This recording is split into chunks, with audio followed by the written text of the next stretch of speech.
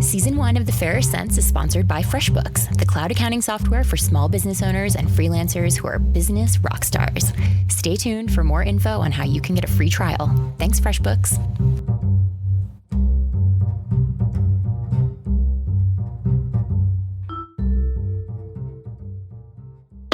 I'm Kara. I'm Tanja. And this is The Fairer Cents. Rad women and real money stories instead of the same old financial bullshit.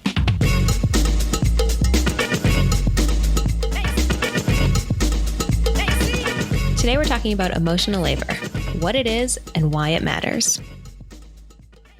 Hey, Tanja. Hey, Kara. I'm so glad to be here. Are you glad to be here? You know I am so glad to be here. I love talking to you, and I also am just really excited about the Fairer Cents and how folks have been reacting, and especially hearing from other women how this fills a void that's out there. It's really cool to know that people are enjoying some of these conversations we're having. It is. It's been so nice. All of the feedback has been wonderful. It's so nice to hear from people. It's so nice to get encouraging comments. And I do feel like the reception has been awesome. So virtual high five to you, Tanja, and virtual high five to everybody else. Thanks, guys. Yeah. High fives all around. It is funny to me, and I know you'll agree that like universally feedback from women has been super positive. It is kind of hilarious that the couple of notes we've gotten that have been a little critical have totally been from dudes, and hashtag not all dudes, not all men. Definitely funny that folks feel the need to point out that I say like a lot. Like, dude, I like already like knew that. Oh my gosh. That's amazing. My grandma pointed out to me once that my cousin was using like a lot. This was maybe 10 years ago. And so now anytime I find myself hopping on the like train too much, my grandma's voice comes out in my head. And I'm like, no, don't disappoint grandma. So maybe those dudes also had a grandma who did that to them. I'm going to give them the benefit of the doubt.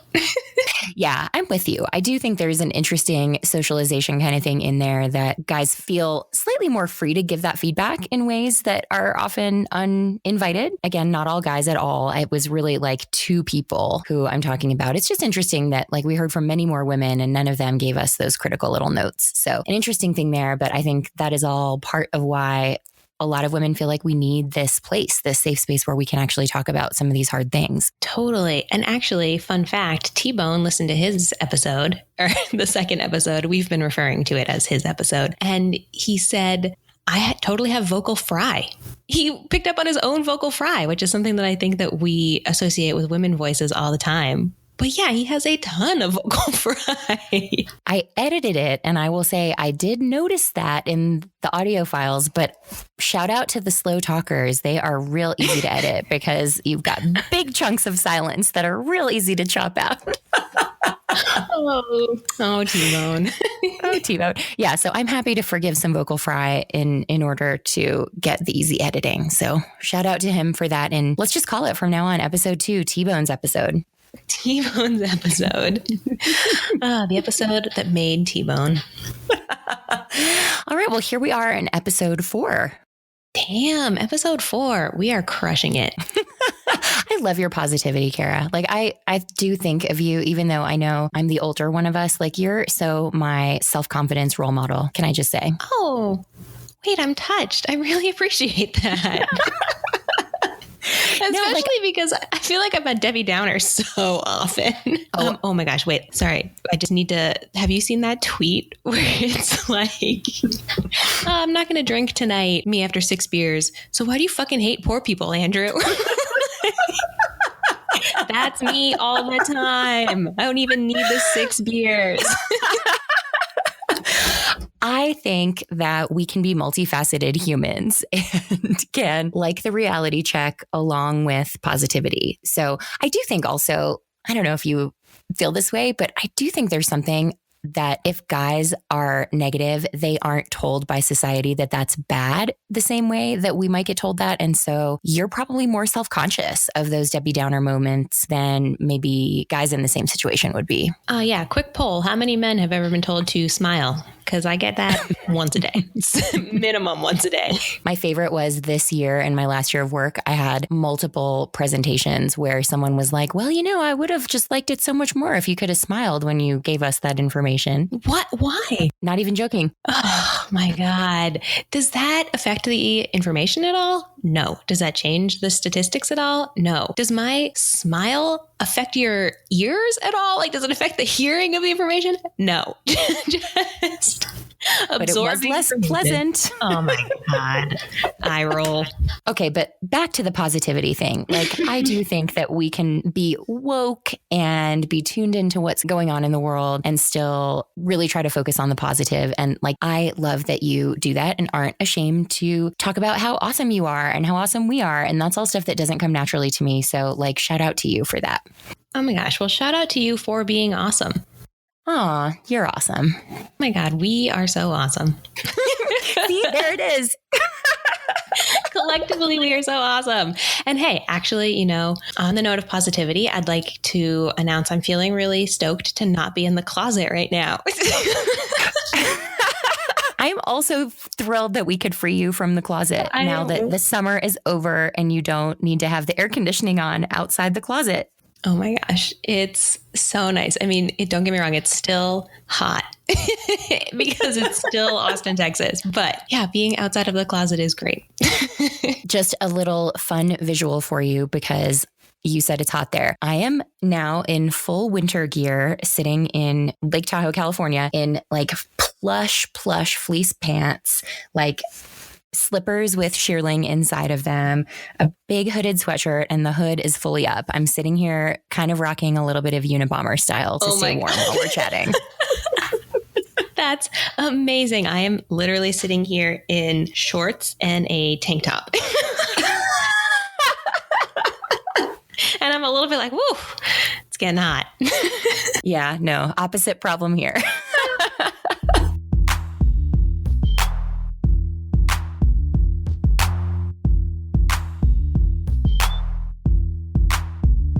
So we're talking today about emotional labor, which is, I will totally confess, a subject that I really did not think a lot about until probably just the last few months. And I think actually you get credit, Kara, for flagging a Harper's Bazaar article to me that we'll talk more about today, but that really changed my view of the whole subject of emotional labor. Like before, I just thought of it as like meaning the jobs that only women might do, like housekeepers at hotels, and not this broader thing that we all are dealing with on pretty much a daily basis. Such a love-hate relationship with emotional labor, where I love talking about it and I hate that it's a thing. And it's deeply important to me. And we're going to get into some of that later. But in particular, this Harper's Bazaar article blew my mind when I read it. It's so well written. It just captured my feelings 100%. And I was like, when I read it. Let's share a little bit more about the article itself, because I do think that's going to be a big part of what we're talking about today. And this was a piece called Women Aren't Nags, We're Just Fed Up. Emotional labor is the unpaid job men still don't understand, written by Gemma Hartley, who we interviewed, who will be on the show in just a little bit. And it ran on September 27th, 2017 in Harper's Bazaar. We will, of course, link to it in the show notes. It's so worth a read, y'all. It's so good. And I remember reading this because I don't normally read Harper's Bazaar, but I don't know, I found it on Twitter or I got it in a newsletter or something, and it stayed in my open tabs for like 2 weeks because that is the truth of who I am. I am a 9,000 tab person. And then I read it. Amen, sister. Solidarity. I read it. I sent it to a bunch of people in my life. I talked about it with a bunch of people in my life. I just felt that it was so hugely important. And so I'm super jazzed that we got Gemma herself to talk about it. Let's just share a little bit about what's in it. And then again, like everybody definitely should go read this piece. We'll link to it. And you don't have to have read it for today's episode to make sense. Although if you do want to hit pause and go read it, no problem with that. But really, it starts out with this idea that Gemma says, for Mother's Day, I asked for one thing, house cleaning service. And then she goes into why that is. It wasn't just that she wanted a clean house. She also wanted someone else to do the work and to not have to care for the kids while it happened. And then we go into how that all felt to her husband, who ultimately made the choice about what she wanted for Mother's Day. And it's so good. Like I said, it's just beautifully written, but it takes into account all of the emotional labor that her husband did not do and all of the emotional labor that she normally does when making decisions. And there's one part in particular that I want to highlight that is talking about how her husband had taken a box off of a shelf and left it on the floor for 2 days. And she eventually starts crying over this box where it needs to be put away. He's not putting it away. She's noticing it. It's creating all of this stress. And so I'm going to read it right here. I stumbled over the box of gift wrap that he had pulled off a high shelf 2 days earlier and left in the center of our closet. In order to put it back, I had to get a kitchen chair and drag it into our closet so I could reach the shelf where it belonged. All you have to do is ask me to put it back, he said, watching me struggle. It was obvious that the box was in the way, that it needed to be put back. It would have been easy for him to just reach up and put it away. But instead he had stepped around it, willfully ignoring it for 2 days. It was up to me to tell him that he should put away something that he got out in the first place. That's the point, I said, now in tears. I don't want to have to ask. Ugh, I just once again, my soul is ascending from my body right now. I'm like, you captured it so perfectly. You captured it so beautifully. This is the struggle of emotional labor, where one person is carrying this burden of being aware of knowing what the running to-do list in life is. And one person is completely immune to that.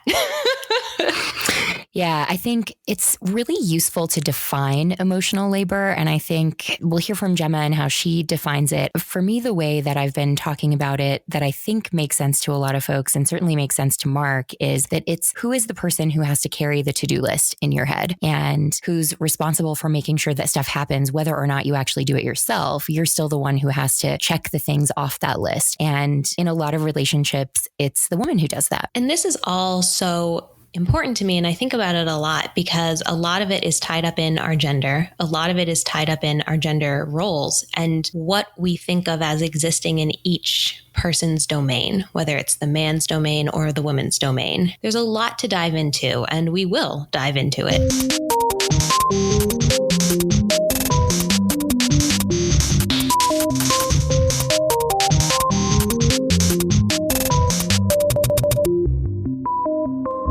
So we're really excited today to have a conversation to share with you guys that I had with Gemma Hartley, who is the author of that piece in Harper's Bazaar. And I will just confess, this was an interview that Kara was so excited to do because, like you heard how much Kara loved this piece. I love the piece too, but not in the soul ascending from my body kind of way, maybe right away, but really wanted her to get to do the interview. But then as it turns out, Gemma lives really close to me and was so lovely and offered to have me over to her house. So I went and did the interview with her, and you'll hear how great it was and how great she was. Really just loved having that conversation. But the funny thing is, I went into all of this just not that invested in the idea of emotional labor, sort of feeling like, oh, I feel like I do more of the stuff around the house, but coming out of it with a real rallying cry of we've got to have emotional labor equality.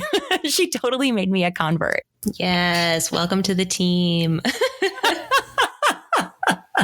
I know I'm late to some of this stuff, but let's listen to the interview that I did with her and then we'll chat again.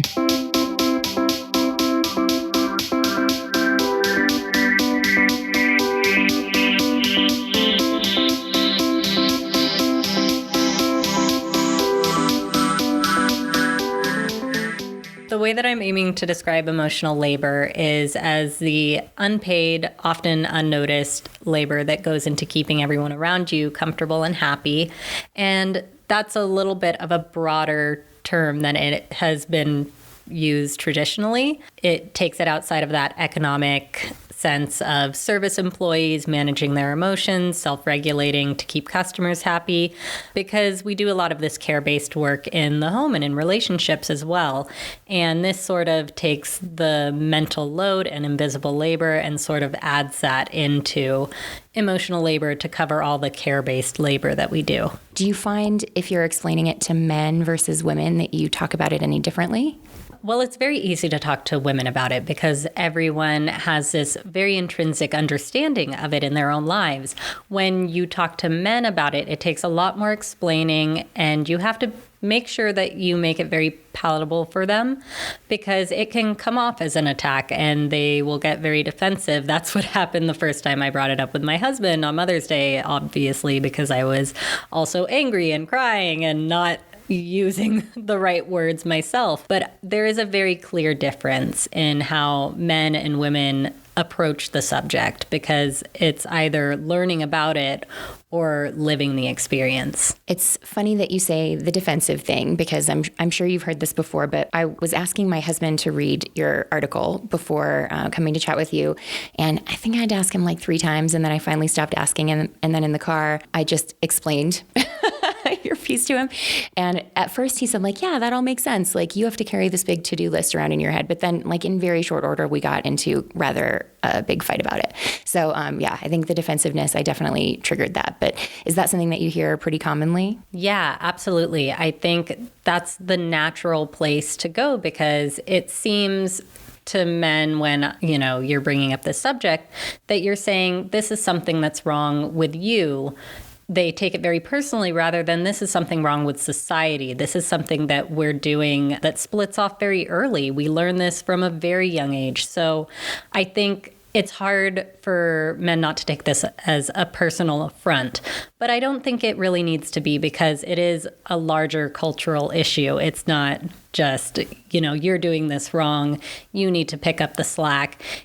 We need to open up a conversation about what we're doing wrong culturally. One of the things that Kara and I were both really struck by in reading your piece was that, you had an experience that a lot of women have had, a lot of women in relationships for sure, but you actually wrote about it in a very public national outlet. What was that like in terms of thinking about writing it, telling your husband? Like, it feels like there was a lot of emotional labor in that part of it too, of worrying about how he would feel about it. Can you just walk us through a little bit of that? So my husband is very gracious about the whole process. He really respects when I want to write something. It's my job to write about my life. Obviously, I get to pick and choose what I write about. So I told him about this. I didn't ask permission in any way, but I told him what to expect. And then what to expect became an article that was viewed by over 2 billion people, which is a lot bigger than I think he was expecting, but he's dealt with it really well. And it really opened up a conversation between us about emotional labor. And it's been a very steep learning curve for him, as I've been, really in the spotlight talking about emotional labor and bringing up our relationship a lot in regards to emotional labor.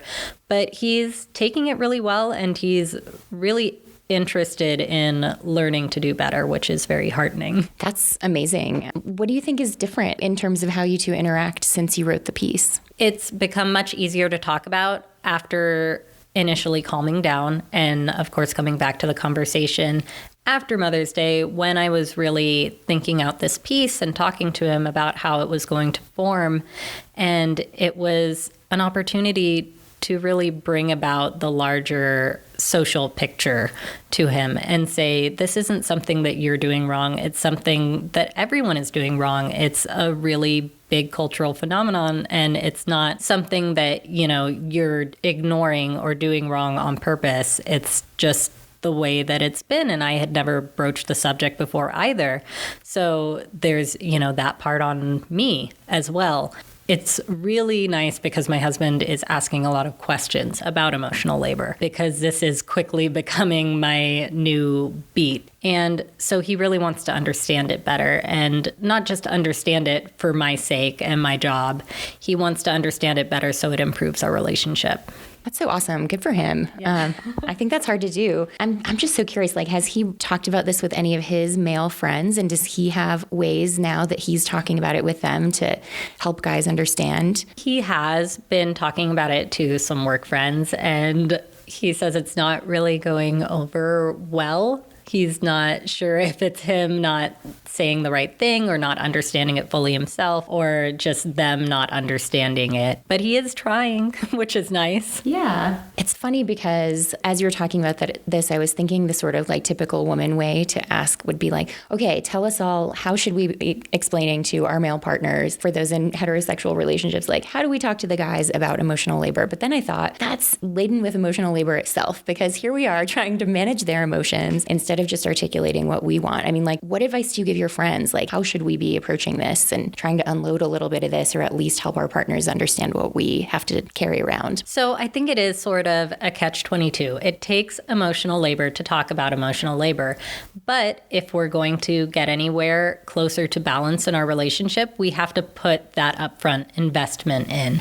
And it is going to take a lot of emotional labor because you really do need to present it in a way that is going to be easy for other people to understand, easy for men to digest and see that it's not something that is wrong with them personally, but just a gender divide that has existed since we were very young. And it's something that needs to be fixed, not because they're a bad person, but because we have this social problem and there's something not working in this relationship. The burden is off kilter right now, and we need to bring it into balance so that we can move forward and have a more open and honest communication. In that conversation that I had with my husband, Mark, where I told you we got into a little bit of a fight about it, one of the questions that he asked that I thought was really interesting, which I don't think would have occurred to me, and I sort of in turn got defensive at this question, but I'm just curious what you think. His take was like, well, couldn't it just be that like women typically want more things done than guys would want done around the house, or, you know, if we're talking chores especially, and really you're just asking us to do too much stuff.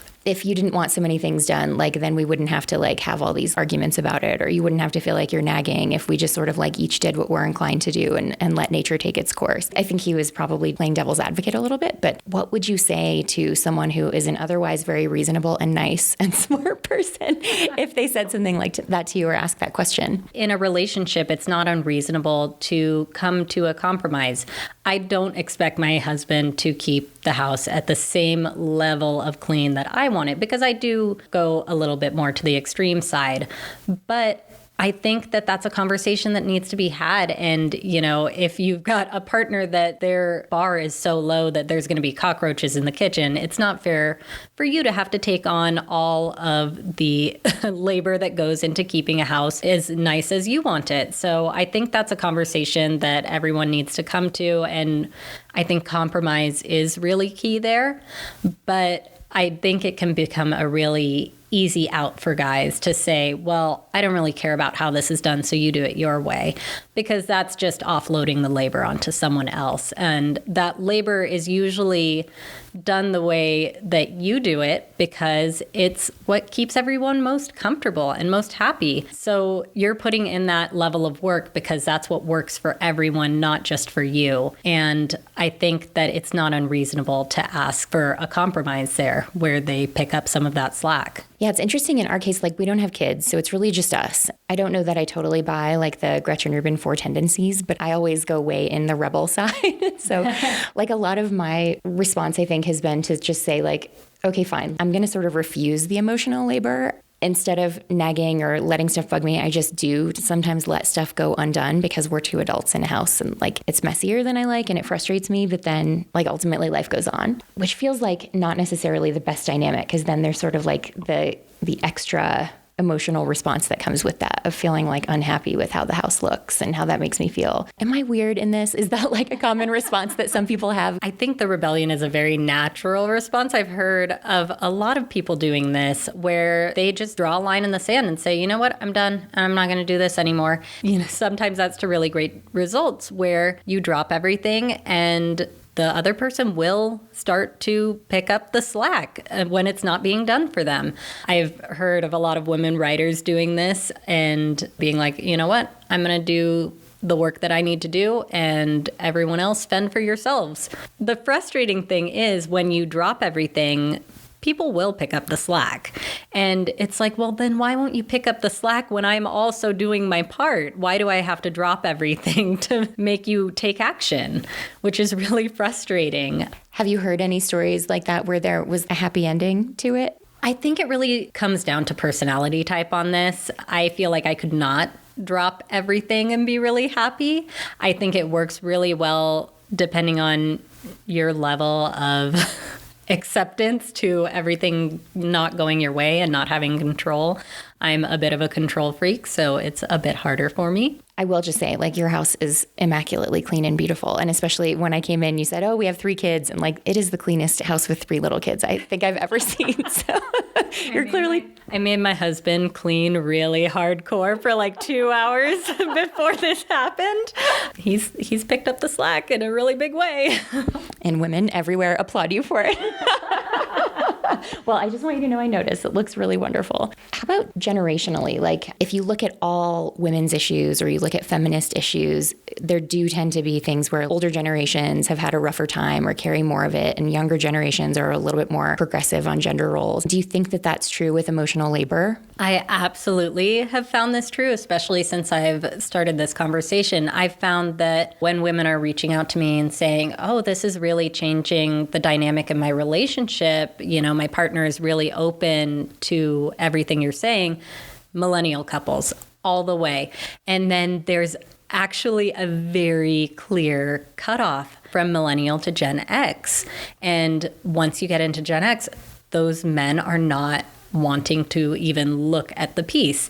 And then when it comes to boomers, I have some women that are still reaching out and saying, yeah, this sounds really familiar and wonderful and good on your generation for taking this on. And they are not even going to try and give that to their husbands. Like, they're just like, no, good for you. But, you know, hopefully it'll be better for my kids and my grandkids. So there is a very clear generational divide on this issue that I've seen. So even if I hadn't told you how old I was, you would have known, because I said I tried to share it, but he wouldn't read it, that that makes me Gen X. No, I would say I would definitely have assumed that, because I have noticed that across all of my friends, either Gen X, their husbands won't read it. Millennials, yeah, we're having this great conversation about it, or we're, you know, starting to have breakthroughs. It's a very clear cut, and it's very interesting to me. So Kara, you guys have hope, but I'm a lost cause. Overwhelmingly, it's been women saying, yeah, this speaks to me. This is my life. And it really didn't matter what generation women were in. They all really understood this, you know, deep within themselves. Like, yes, you know, I may not have had the words for this before, but now that I do, it makes so much sense.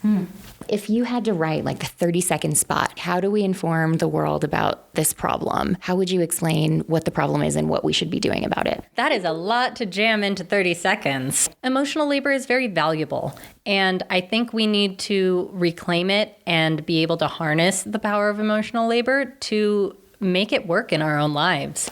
I don't think it's something that we need to shove off onto men entirely. I wouldn't want to do that. I think it's a very valuable skill set that we need to reclaim. So it's not about shoving it off onto them. Do you think there's ever a point at which women will not be doing emotional labor, or do you think it's more about sharing it more equitably in a relationship? I definitely think it is about finding a more equitable point in your relationship, and also finding ways that you can use emotional labor for a greater good. Because when you're performing emotional labor, you're doing tasks with care, and you're showing people that you care about them in the way you go about your relationships. And that is a very valuable thing.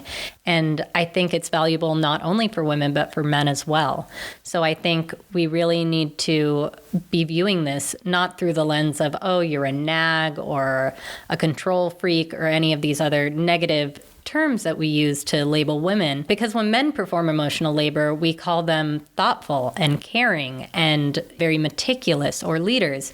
And I think that's a really useful lens for us all to look at emotional labor through, so that we can change that narrative for our kids. It strikes me that this has so much in common with so many other issues that are gendered, like parenting. You know, if a guy steps in and takes a kid to the doctor, he's a hero. But if a mom does it, like, that's just normal. And there's so many instances of this. The same with labeling boys and girls differently for displaying the same qualities. Like, I was definitely one of those little girls who was told I was bossy from like day one. How different my life could have been if everyone had been like, you display leadership qualities.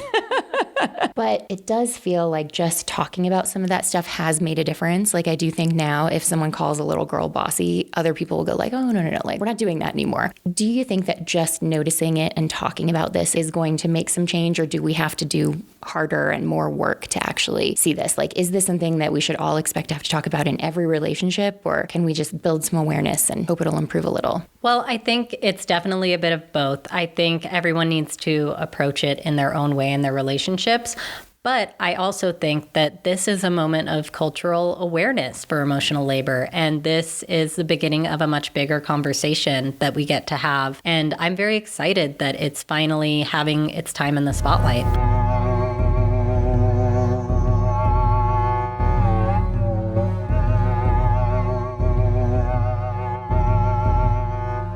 So Kara, you and T-Bone are both millennials. Mark and I are Gen X. You heard a little bit in there about kind of the reaction when I shared this article with Mark, but I'm curious, like, what's your reaction? Not asking you to speak for all millennials, but just speaking for your own millennial relationship. Yeah. So I sent this piece to T-Bone when I read it, and his first reaction was a little bit defensive. He was definitely like, that's not our relationship. That's not how I think of things. I don't do that. And I was like, whoa, dial it down there, buddy. Sometimes I just send you stuff that I find interesting. It's not like a personal attack. I just enjoy articles. Mm-hmm. And I do find, like I said, this one well written. But then I also was like, well, who makes all the social plans in our relationship? Who are you always asking if we have something or if I know where something is? And he's like, oh, yeah, I guess you're right. Like there is a little bit of an emotional labor inequality in our relationship, but we had this amazing conversation about it. And since then, there has been a noticeable shift, which is awesome. And I've had this conversation with a lot of other dudes specifically who are around my age, some of whom have responded beautifully and some of whom have not responded so beautifully. But it's really interesting. And I think a big part of it is that this does, I do think, fall along gender lines, and women are asked to do more of this than men are. Men simply don't see it. It's not even a real thing for them. And it's a very real thing for most women. No, I think that's such an important point about the invisibility. I think that's the thing that strikes me the most about it, because I think that Mark is a super evolved human. He's a feminist. He cares so much about equality and sees us as equal partners, as you may remember from T-Bone's episode 2 with Mark and T-Bone in it. And I think that anything that he sees, he is so focused on trying to make it right and make it equal that the emotional labor piece, like I think there it's not about not wanting equality. It's just about how do you see something you can't see. And not to excuse it broadly, I do think it's really important to bring this stuff out into the light and to help guys see what's happening, and that as a general rule, women are carrying most of the emotional labor so that we can actually have this conversation about how to change it. I think that's possibly when we might get into some of the generational challenges, but I'm not sure. When you haven't experienced something, it's almost an automatic reflex to be like, is that real? I think it's a bit devastating, of course, to hear all of the news every day these days and what feels like new revelations of sexual harassment, which I think are probably deeply unsurprising to most women, because we all live in the world and we know that this is the reality for essentially all of us. But I'm hopeful that some of this coming out will at least change that conversation a little bit. Maybe not around everything, maybe not around emotional labor, but at least around this question of if a woman says that something happens, people not going right to the place of like, well, what's her ulterior motive? What's she trying to do? Is she trying to get famous on social media? She's trying to get a TV deal? What's she after? Whereas right now, it actually feels like the latest set of women who've put things out there, the knee-jerk reaction has been actually to believe them and to go right to what's the guy's response going to be, and is it contrite enough? Is he sorry enough? Which is like exactly where the conversation should be going, not is the woman telling the truth. So I think maybe we're seeing a positive direction here, but it also on that point feels way too soon to tell. I do think a lot of women face what's your ulterior motive, but also a lot of people dismiss women experiences where it's like, well, you misunderstood that, or that can't possibly be right. Are you maybe misremembering or something? And they make you question your own goddamn experience. And I have felt that where someone will be like, are you sure about that? And I'm like, oh my God, I don't know. Am I sure? Even though I was there experiencing it. And it drives me up a wall. And for so long, I didn't think of it as like a problem. I was like, oh yeah, it's good to like fact check. It's good that people kind of like call me on my stuff, but it's like, no, wait a second. You're not calling me, Kara Perez, on my stuff. Women, you don't believe women. Like, you don't believe my entire gender. I mean, that's not even going down the whole rabbit hole there. Like, again, I think we could pretty much say this in front of every single sentence where we're talking about something that a guy has done, but we are not talking about all guys. We're not talking about all men. This is just cases, but things that we don't hear from women, like the person on Facebook who said that in T-Bone's episode that I attacked Mark for making more. And I did have this moment of like, oh my gosh, did I say anything in there that was aggressive or that where I told him it was bad or I told him I didn't like something? But then, of course, I was like, no, that's crazy. Like, I didn't attack him at all. It was a totally civil, like pleasant, positive conversation. We were just talking about feelings and how feelings can be complicated sometimes. But that's totally an example of that, of not only not believing women, but then assuming that it must be coming in a certain tone, which is probably going to tend to be angry for the few guys who see the world that way, rather than actually listening to the conversation in a more realistic mindset. Yeah, totally. Oh my God, totally. I also think it's a lose-lose situation where it's people want you to disagree or protest in the right way, but there is no right way. One of the things that feels really powerful to me about Gemma's piece is that there is a big money component tied up in it, not just kind of the currency of time and mental capacity, which certainly is always at play when we're talking about emotional labor. But this idea that her husband felt like she might be happy if he cleaned the bathroom instead of hiring a cleaning service because that would ultimately be cheaper. And she felt like, no, you're missing the point. I'm okay spending the money or spending our household money because then it gets done. I don't have to do it. I also don't have to care for the children while you do it. And so it's just something that I get a clean bathroom, and that's a positive thing. It's interesting to me how from a purely financial perspective, I totally see his side of it. Like, he was trying to make the best financial decision for the family, but it's a good reminder that sometimes money is actually only a small part of the actual financial decision in a way, because the other finite resources there are the mental labor and time. 100%. And I think in the personal finance community, this idea of, well, I'm trading my time for money comes up over and over and over again, especially in the financial independence, retire early community, where people are hyper focused on trading as little time for money as possible because they want to be able to spend their time doing whatever they want. And Gemma, to her, that was very clear. Like, I will pay X amount of money for this peace of mind and this service that I will be purchasing. And her husband was like, no, it comes down to the dollars and cents. I mean, I'm as frugal as they come, pretty much. I mean, I love saving money and I don't make that much money, so it's important to save. But yeah, there are some things where you just kind of do need to shell out for. And especially when it comes to, I've been carrying this burden, this invisible burden, I want to put that down for a few hours. Like, you can't buy that really. Like, it's like what was that credit card company that, like Priceless? What was that credit card company? Was that MasterCard or Visa? It was one of those. I can't even remember. How bad is that? I'm in advertising. I know, that was like iconic. I mean, I don't have cable anymore. I don't see, are they still doing that? Who knows? Stay tuned on the next episode of The Fair Sense. Is that credit card company still doing that thing? A follow-up note that no one cares about.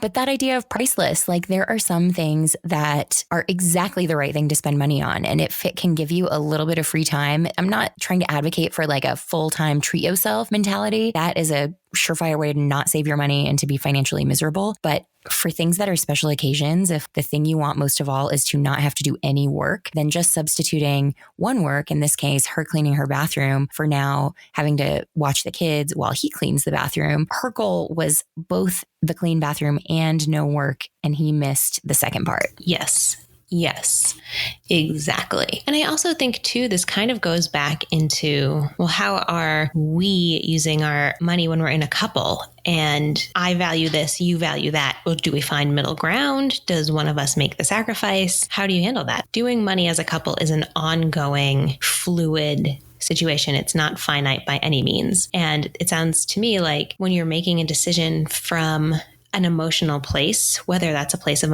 wanting to be rid of emotional labor, or you're feeling really strongly like, I want to see my grandma for Christmas. I'm going to shell out for the high price tickets because I just want to be near her. That can do stuff to your budget. That can do stuff to your normal money mentality that can affect your partner.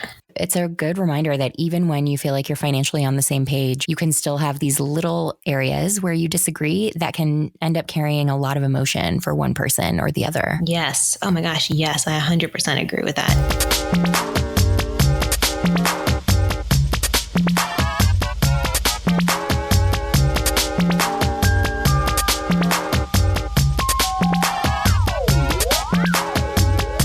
Recorded a piece to really do a deep dive into emotional labor because it's something I think about a lot. It's something that runs through my brain all the time in a lot of different scenarios. And so in this piece, I'm going to talk about it in the context of, once again, my relationship, but also my childhood and my finances.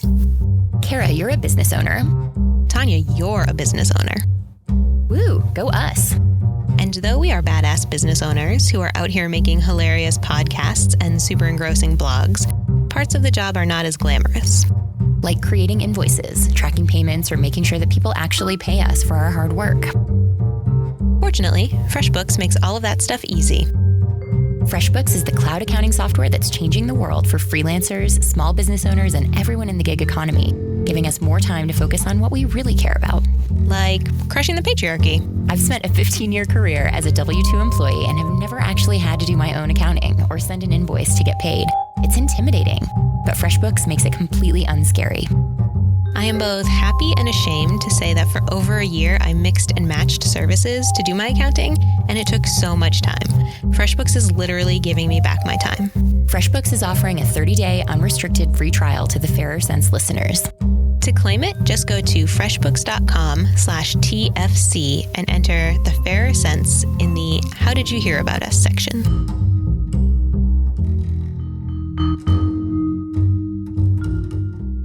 My chat flashed green at me from the corner of my computer screen.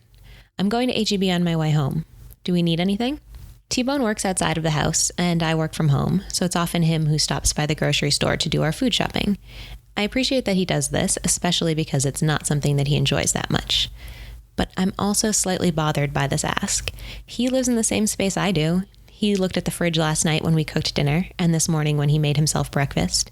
But he doesn't register that we're out of mushrooms or low on salt, or take the mail that we get that's addressed to people who lived here before us. It needs to be collected, labeled return, and deposited back in the outgoing mail slot. Before we have guests over for game night, T-Bone collects the envelopes that have gathered on our kitchen table and deposits them on my work desk. I guess I'll figure this problem out. T-Bone is not a bad partner. In fact, I'll fight anyone who insults him. But he thinks like so many other men do. There are things that affect him directly, and those are the things he'll deal with. Things that fall into the general sphere of it needs to get done at some point are not his problems or his responsibilities. Things that have to do with the house are not something that he needs to worry about. Someone else will manage them. Someone else will tell him when we need more mushrooms. He doesn't need to track the mushrooms. The someone who does that tracking, who expands the mental energy to know that they're low and to send the texts that we need them, that's me. This is emotional labor. And it's critical to note here that this doesn't just happen in our romantic relationships or in heteronormative relationships. This happens to me all the time in my platonic friendships too. I'm usually the one who sends the invites to join me on a hike, asking several people if this time and place will work, then adjusting the plans to make sure they do, and then finally letting everyone know when we have a final plan. I invite people to my home for dinner parties and make the main dish. I send them the gate code, I respond kindly to the inevitable "I'm running late" text, and I generally get my host on. I have a regular habit of checking in with friends that haven't reached out to me for months, just to see how they're doing. And did that situation at work ever resolve itself? What happened with your mom's surgery? Is the change in the season still affecting your allergies? I've been thinking a lot about how to address this aspect of womanhood. Emotional labor means so much to me, and it means so many things to me. I think it's an incredibly important part of the conversation around women, work, relationships, and emotional responsibility. Emotional labor is this invisible, intangible, everyday thing for most women. It pervades our lives, almost to the point where we can't see it. It's just how things are done, or how our relationships work. And because it's so squarely on a woman's shoulder in most cases, most men don't experience it as often or in the same way as women. And when we don't experience something, we tend to believe it's not real. That's not really happening, we think, because it's not happening to me. Let's go back to my childhood for a second. I grew up in a single-parent household where my mother asked me, not my two brothers, to clear the table after dinner and to help with the dishes. My brothers certainly did other chores, but the traditionally domestic tasks, those fell to me. And what message was that sending the three of us? That kitchen activity is for women, that the woman will pick up after the man. The three of us matured into adults who carried that message with us. Of course, it's the woman's job to remind the man of what needs to be done in regards to cleaning the house, because inherently, the house is the woman's responsibility. The man doesn't need to notice that there's a ring in the tub or that the floor needs to be washed, because the woman will notice for him. Emotional labor is ingrained with our gender roles, and our gender inherently affects how we move through the world. I've found that the more I examine and question the emotional labor in my life, the more I'm able to share the burden. I've become very vocal about it, especially with the man I'm currently sharing a home and life with. T-Bone and I have had many conversations about emotional labor. They've been uncomfortable and weird, and I'm so glad that we've done it. When I brought up the point that I do all of our social planning, he conceded. He acknowledged that he relied on me to make our plans, and that he was more likely to just not plan anything than to take the burden of organizing it from me. Planning things exhausts him, so he doesn't do it. Since that talk, T-Bone has organized several hangouts with friends for us. He's taken the time to help clean the house before they come over. We share a Google Calendar so that he can check my schedule to see when I'm free, as opposed to G-chatting me to ask, do we have plans next Friday? We've been able to shift some of the emotional labor in our relationship thanks to directly addressing it and communicating about it. I'm not totally sure how to do this in my platonic relationships, especially the long-distance ones. There are different romantic relationships at play, and everyone has their own life and jobs and responsibilities. What I want to say is, take more time for me. Notice me, love me, appreciate me, be a part of my life. I want to be a part of yours. But it's a hard conversation to have. It's a complicated conversation to have. And so, in some areas of my life, I'm not having that conversation. Ultimately, I do believe that the only way to share the burden of emotional labor and to ultimately have equality is through communication, whether it's in our platonic or romantic relationships.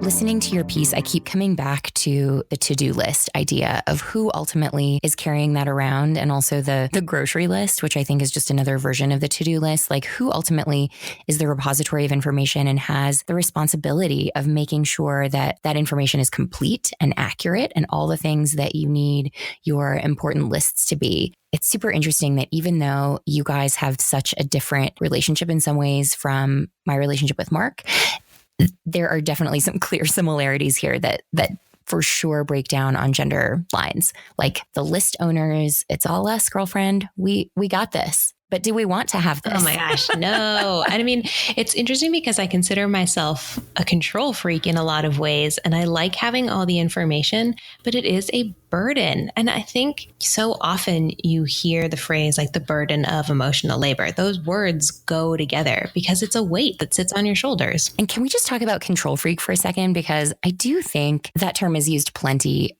to describe men. So I don't think it's a gendered term the way that like describing a woman is crazy or calling women bitches or all that stuff is. But there's definitely something to women taking on that mantle more often. And I wonder, like, it feels a little bit like a chicken or egg question to me. Like, do you think that you would have been a control freak in the absence of socialization that taught you to carry emotional labor? Or do you think that that was your way of coping with that? Now that I've started asking myself this question, because I also identify as team control freak, I don't know which it is, if that was my way to manage that extra burden. That's such a good point. My experiences have shaped who I am. And it's a nature versus nurture thing too. Is my personality inherent, or is it a reflection of the experiences and people I've been around? I don't think I would be as control freaky if I control freaky. It's such a funny face. Let's get control freaky. Oh my goodness. I don't think I would be as invested in control if I wasn't a woman, but I also want to acknowledge too, a big part of my attention to detail which still suffers. My mother, if she's listening, she would die at that because that was never a strength growing up, attention to detail. But it comes from paying off my debt and feeling really, really out of control relating to money and my debt making me feel like I was drowning. And so I was like, well, I need to learn everything about this. I need to take control. Otherwise, I'm going to just drown. So you don't think of yourself as a lifelong control freak? You think it's a adult acquired control freakiness? Well, so fun fact about me, I was voted most argumentative in my high school class. So shocker, I'm sure. I have definitely always been really outspoken and opinionated, and I like to be in charge. I definitely always really liked to be in charge. But I think this more minute level control is definitely an adulthood thing. I'm very naturally a big picture person. I'm like, oh, you're like, we'll climb the mountain. And then somebody else has to come in and be like, well, what's the tool that we're going to be using to climb the mountain? Do we have the right equipment? Like, that was my childhood. And now as an adult, I'm like, I'm the person who's like, hey, what kind of ropes are we using to get to the top of Everest there? So we're a case study of two. So I think we would agree we're not statistically representative of all women by any means in talking about how maybe we've responded to some of the emotional labor burdens put on us. But I do find it interesting to think about, like, back to what Gemma said in her piece, and then thinking about how it relates to you and T-Bone, like the idea of generational differences in how folks are able to talk about this once women bring it up to guys. And of course, we're talking in hetero relationships here, which we know is certainly not all. And I will say we're going to hear from lots of LGBT women as the season goes on. So we're excited about that. Just thinking here in kind of the hetero relationships, how you process kind of the revelation as a guy that your woman partner has been doing more of the emotional labor and what that looks like. You know, if guys even like want to be equal or want equality in their relationship or not. You were telling me about some research that you found that shows that millennial guys actually care less about equality than Gen X guys. Like, that just kind of blew my mind. Yes. Let me pull up these deeply saddening statistics here. The number of men belonging to the age group of 18 to 25 began to agree more strongly with the idea that it's much better for everyone involved if the man is the breadwinner and the woman is the caregiver in a household. And compare that to the statistics from 1994. 20% of men 18 to 25 agreed with that. 45% of millennial men agree with that statement. So big difference there. Yeah, I honestly, and I mean, I'm not a social scientist. I'm not a scientist at all. I don't want to mislead anybody. I'm not a scientist. But I think, I honestly believe some men want to just exist in traditional gender roles because it's easier for them. It benefits them. And no judgment on this, but like, we're living in a crazy time. Like, the world is a shit show all the time. And it's hard to process a lot of stuff. And then you have someone come up to you and be like, I'm doing more emotional labor. It's this invisible thing that's really weighing on me. I honestly do not blame some people for being like, I don't want to hear about that. You know, like, Trump is going to kill us all with Twitter. You know, the environment's going to shit. It's so fucking hard. It's so hard sometimes to wake up and go through everything. And then to have your partner, your buddy, you know, your life pal be like, hey. It's difficult. I can sympathize, but I'm also like, don't leave me out here in the cold here. And again, not a doctor, but I think that's probably going through some people's minds. I'm sure that's true. And I think there is a lot of stuff that's going around in conversation. And I think if you're a person who already hears anything that a woman has to say as an attack or angry, I think it probably makes it harder. I think that the number of guys who process information that way has got to be a tiny fraction. So I'm not going to overinterpret that one guy on Facebook who said that I attacked Mark, but I do think he's not the only person in the world who thinks that way. And then I think for folks who are more evolved and more open to seeing things as they are, to your point, there's just a lot. And that's not to let anybody off the hook. I mean, I still think it's totally valid to have these conversations, especially because it's not like we as women aren't also dealing with all this other stuff. Like, Trump is also going to kill us by starting a nuclear war on Twitter. The environment is also in horrible shape for us. Like everything is equally big and weighty. And at the same time, we've got stuff like we talked about in the last episode about ambition. We've also got this expectation that we're supposed to do it all. We're supposed to win bread and keep the house perfect. And if we're parents, have perfect children who we spend lots and lots of time with. So there's tons of pressure on both sides. And I think it's a question of, what do you do with that information? If someone comes to you and says, like, here's this thing that you haven't been aware of that's really affecting me in a big way, are you open to that conversation or not? And do you believe us when we tell you? Yes, I think that's a really great point. Are you open to this conversation or not? And do you believe us when we tell you?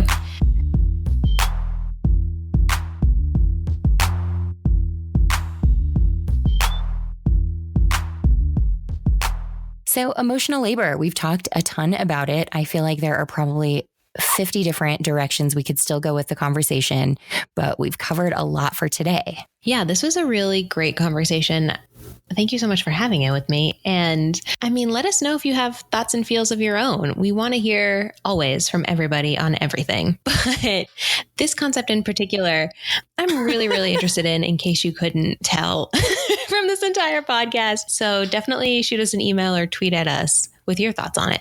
You can email us at fairersense@gmail.com or tweet us at fairersense on Twitter. Make sure to subscribe wherever you get your podcasts. And if you love the Fairer Sense, please leave us a review. We have been so grateful to all of you guys who've left reviews so far. Big thanks to you. And if you feel inspired to leave one, you'll help us out a ton. You help us move up those charts so more folks can find us and we can bring you lots of great conversations about women, money, and equality. Heck yes. Until then, until we take over the world, stay rad.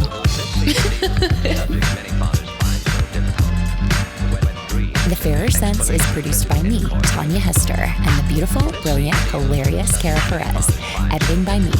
Our theme music is by The Insider, and our ad music is by Keith McLeod, with additional music from the mysterious Breakmaster Cylinder, Spinning Merkaba, The Insider, BOPD, Bazaar, Baby 59, Boxcat Games, and Broke for Free. You can always find me at ournextlife.com and Kara at bravelygo.co. I feel like it's a little bit like Pinky and the Brain, like trying to take over the world. Like, oh my God. But you stay rad too. Everyone stay rad. Everyone stay rad. And if you're not rad, get rad. Find your inner rad. Embrace your inner rad. Stand in your radness. Yeah, embrace that radness. Make a coat out of that radness and wear it every day. Get a rad tattoo. And that way you can look at it and be like, yeah. And be like, yeah. Joseph and the Technicolor rad coat. Yes. When are they rebooting that? I need to see it. Joseph and the Technicolor rad coat.